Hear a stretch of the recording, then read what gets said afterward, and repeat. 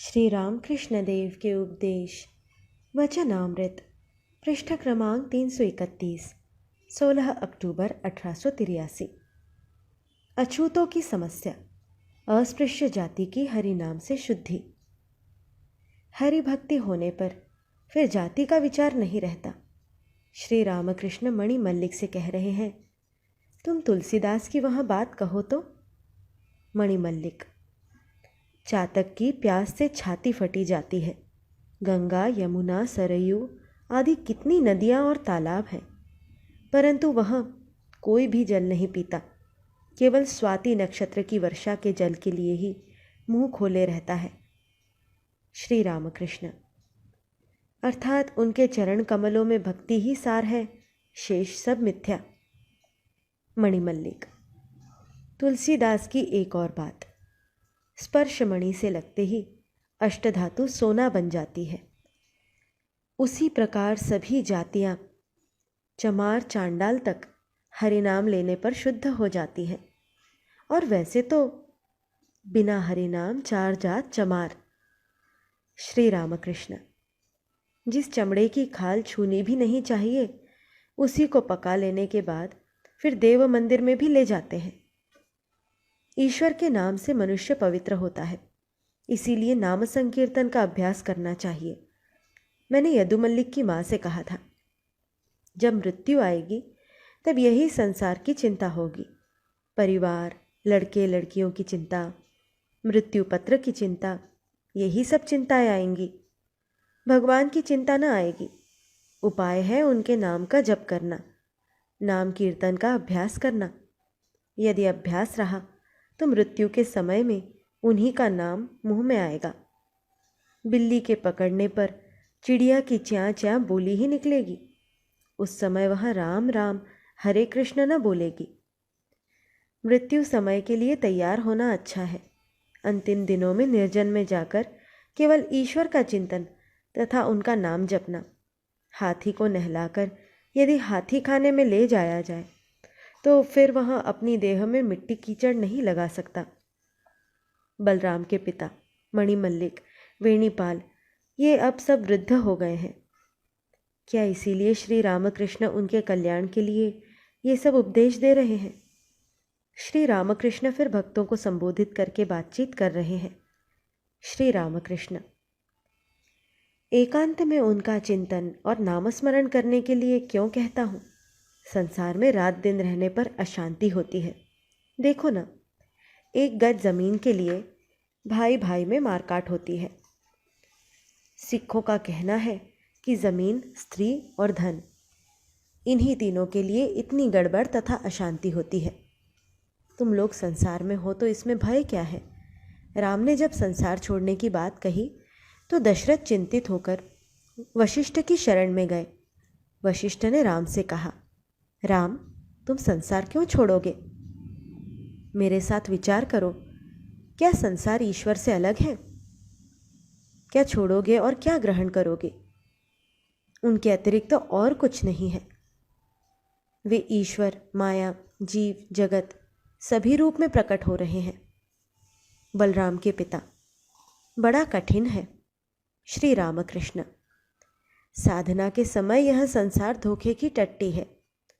फिर ज्ञान प्राप्त करने के बाद, उनके दर्शन के बाद, वही संसार आनंद की कुटिया है। वैष्णव ग्रंथ में कहा है, विश्वास से कृष्ण मिलते हैं।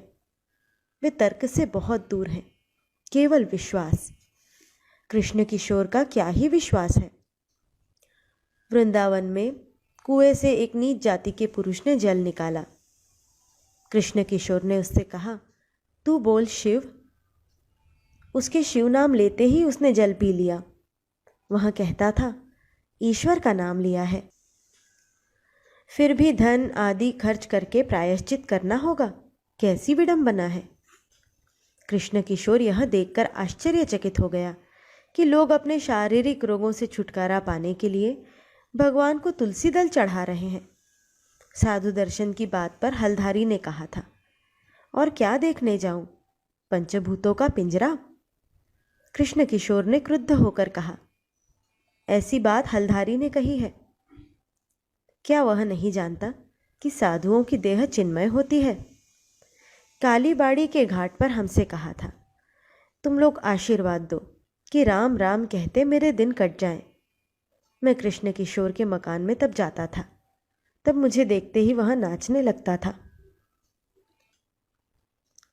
श्री रामचंद्र ने लक्ष्मण से कहा था, भाई जहां पर उर्जित भक्ति देखोगे जानो कि वहीं पर मैं हूं। जैसे चैतन्य देव प्रेम से हंसते हैं, रोते हैं, नाचते हैं, गाते हैं, चैतन्य देव अवतार हैं, उनके रूप में ईश्वर अवतीर्ण हुए हैं। श्री रामकृष्ण गाना गा रहे हैं। भावार्थ, भावनिधि श्री गौरांग का भाव तो होगा ही रे, वे भाव विभोर होकर हंसते हैं, रोते हैं, नाचते हैं, गाते हैं, सिसक सिसक कर रोते हैं। बलराम के पिता मणिमल्लिक, वेणीपाल आदि विदा ले रहे हैं। सायंकाल के बाद कंसारी पाड़ा की हरि सभा के भक्तगण आए हैं। उनके साथ श्री रामकृष्ण मतवाले हाथी की तरह नृत्य कर रहे हैं। नृत्य के बाद भाव विभोर होकर कह रहे हैं, मैं कुछ दूर अपने आप ही जाऊंगा। किशोरी भावावस्था में चरण सेवा करने जा रहे हैं। श्री रामकृष्ण ने किसी को छूने नहीं दिया। संध्या के बाद ईशान आए हैं। श्री रामकृष्ण बैठे हैं, भाव विभोर। थोड़ी देर बाद ईशान के साथ बात कर रहे हैं। ईशान की इच्छा है गायत्री का पुरस्चरण करेंगे। श्री रामकृष्ण ईशान के प्रति, तुम्हारे मन में जो है वैसा ही करो, मन में और संदेह तो नहीं रहा। ईशान, मैंने एक प्रकार प्रायश्चित की तरह संकल्प किया था। श्री रामकृष्ण, इस पथ में अर्थात तंत्र मार्ग में क्या यह नहीं होता? जो ब्रह्म है वही शक्ति काली है, काली ही ब्रह्म है। यह मर्म जानकर मैंने धर्माधर्म सब छोड़ दिया है।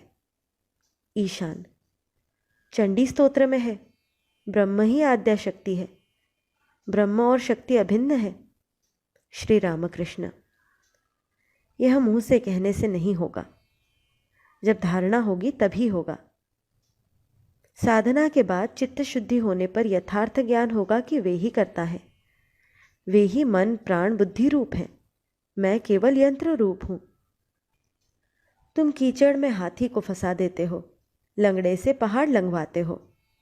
चित्त शुद्धि होने पर समझ में आएगा पुरस्चरण आदि कर्म वे ही करवाते हैं, उनका काम वे ही करते हैं।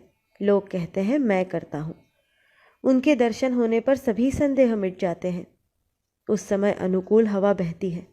अनुकूल हवा बहने पर जिस प्रकार नाव का माझी पाल उठाकर पतवार पकड़कर बैठा रहता है और तंबाकू पीता है, उसी प्रकार भक्त निश्चिंत हो जाता है।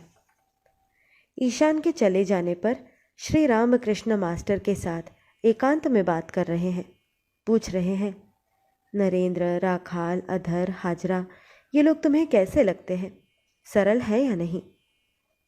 और मैं तुम्हें कैसा लगता हूँ?